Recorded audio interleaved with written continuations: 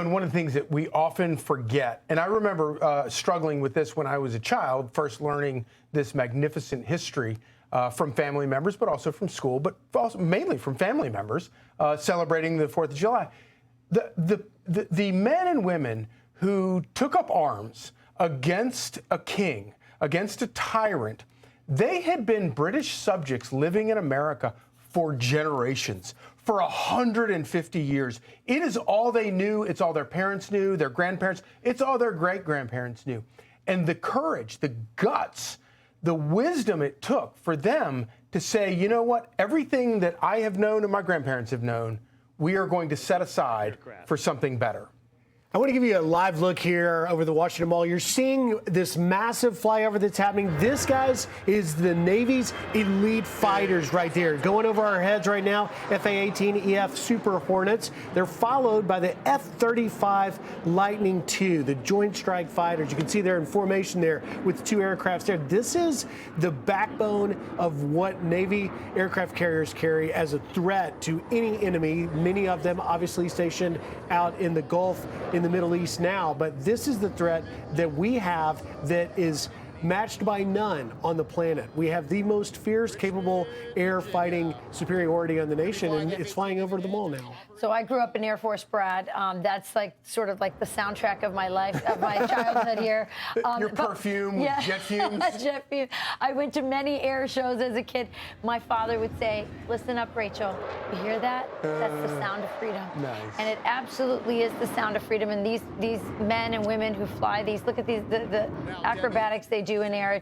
It makes us so proud of our nation, of our military, and the power we have to defend ourselves, which is really the primary purpose of our government, to defend us. And as they call our aircraft carriers, it's 100,000 tons, 100,000 tons of diplomacy. Yeah, absolutely. And when you have 12 of them keeping the trade routes free and open around the world, it gives us a lot of benefits that we should be grateful for every day. And when you see an F/A-18EF fighter Super Hornet, which is what I believe we're looking at right here, coming your way, you are not going to win.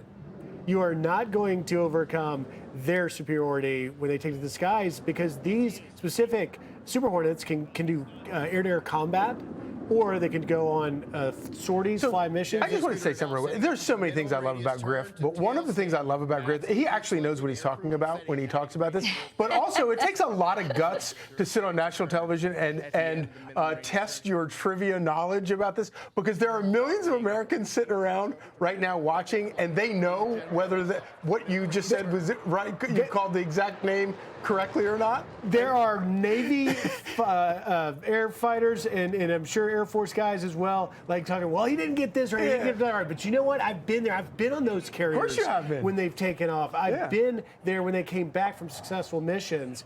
But I love that we're taking a look now, because there have been so many. I mean, there's like hundreds of aircraft over hours and hours flying over all day. These particularly were worth pointing out, because our F-18s and our F-35s are just, nothing matches it. This is the fiercest thing we have in the air to throw at our would-be enemies, in a great deterrent. President Trump talks about peace through strength. You're watching strength right there. They're also just really cool.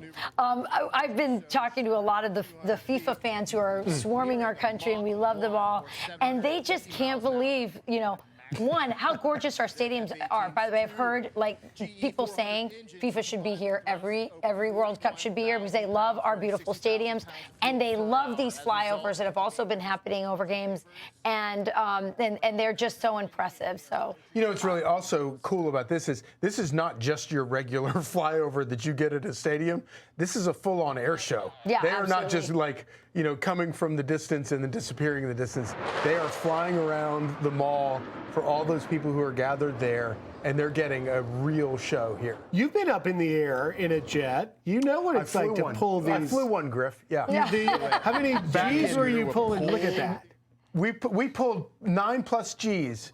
But in all seriousness, I really do think that if I were Elon Musk and the world's first trillionaire, I would start a program to allow every single American who wants to fly in one of these jets start a program so that everybody can fly in one of these things. Because however much in awe you are of our country, of this technology, and in the men and women who fly these things, when you go up with one of these guys or gals and do the flips and do the turns and then land, especially most importantly, land safely back on Earth, it's truly awe-inspiring. Yeah, that's Super Hornet right there. I think we've seen some single-seaters and some two-seaters, but the maneuvers that they're pulling off over that crowd down there on the mall, they just must be speechless. Yeah, the spectacle over Washington, D.C. right now, and it's been happening all day. We've been hearing it from where I was staying this afternoon. All day long we're hearing it, and people are just watching, impressed and proud of America on 250 years. That's the sound of freedom.